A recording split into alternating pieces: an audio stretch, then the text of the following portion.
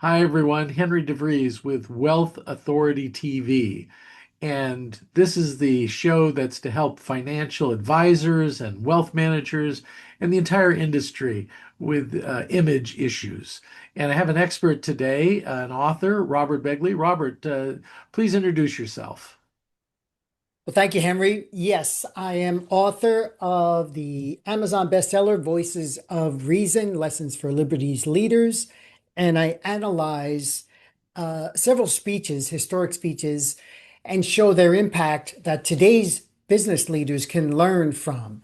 And the framework I use is Aristotle's rhetoric. So there's ethos, which is the moral character of the speaker. Logos is the logical argument that the speaker gives. And then pathos is the emotional connection between the speaker and his audience. And this topic is very important because financial advisors, people in finance, there's an image that is out there. And so I believe, Henry, they're going from uh, they're not starting on third base, which is often, often this kind of description of them. And why is that the case? Well, between Hollywood, the media, there's a portrayal of the Gordon Gekko, the Bernie Madoff types, the Wolf of Wall Street, that they're just about moving people's money around. So they're coming in with this level of distrust, and so they need to show they have moral character. That's my California Business Journal named me the number world's leading moral character speaking coach. So I always like to look at that. And these people in the industry create value. They help people in times of need. They show how their money can grow. I've worked in estate planning. And I know when people lose loved ones, they want their money to go where they want it to instead of, and if they don't, I often say the government's going to decide if you don't. But I kind of feel like wealth advisors, because there's a negative image of them, they tend to just talk facts and figures and 401ks and these terms that the regular person doesn't really understand. So what I think they need to do is just show their value, give stories of families who they helped when, again, either losing a loved one. I'll also talk to myself as someone who grew up on welfare, number 8 out of 9 children. My mother said, always work, always save, and invest. And so I learned from a young age. I had a paper route, Henry, when I was 12 years old, came home with 15 bucks. I felt like Rockefeller. And she goes, come over, 3 5s. And she takes one of the fives and says, for room and board. Okay.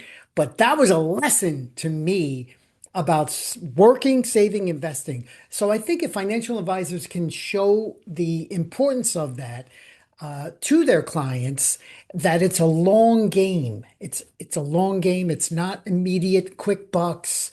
And I just feel like the more they're aware of that, of speaking, telling stories of people they've helped, and kind of showing, no, I'm not Gordon Gekko. What we do is a noble profession. This is what distinguishes wealthier countries from non-wealthy countries. Dictatorships don't have financial advisors. They have embezzlers, you know. And if you go back in history, when the GDP was just a lot lower, these people were not really. They either didn't exist or they were really poorly. They were looked at very negatively. I Yeah. spoke a lot there.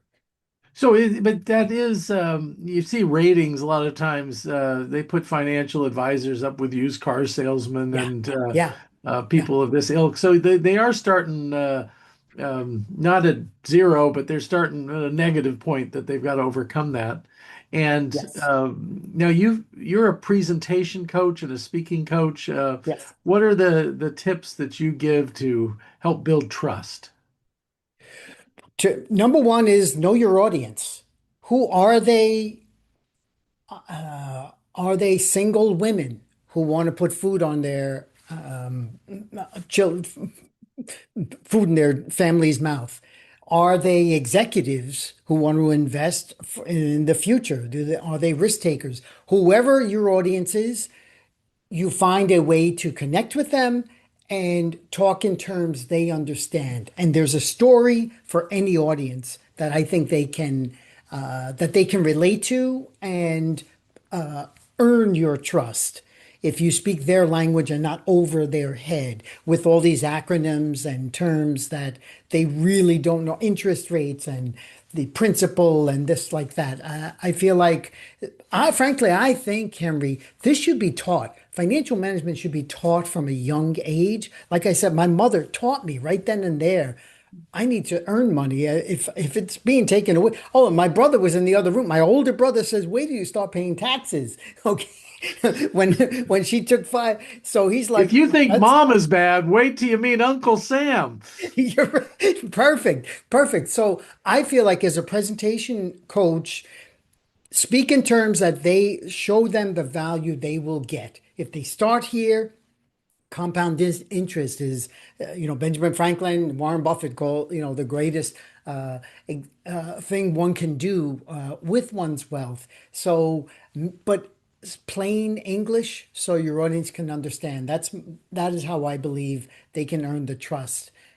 And just give example after example, perhaps show some charts of what wealth was like, before the 18th, 19th century, where most of the people throughout most of history, 90% were living in bare subsistence.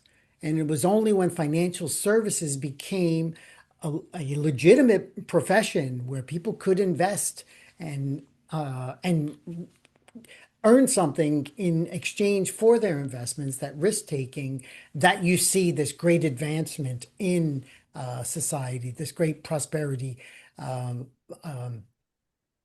improvement, and consequently, the standard of living also raised.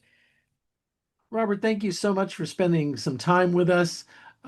I see we're out of time, but I'd love to have you back as a guest sometime. Sure, Um, absolutely. okay. One of my favorite subjects.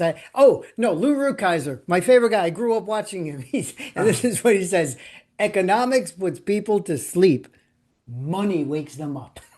well, that's the end line. So until next time, stay healthy, wealthy, and wise. Yes. Thank you so much, Henry. Always a pleasure. Thanks, Robert. Bye bye.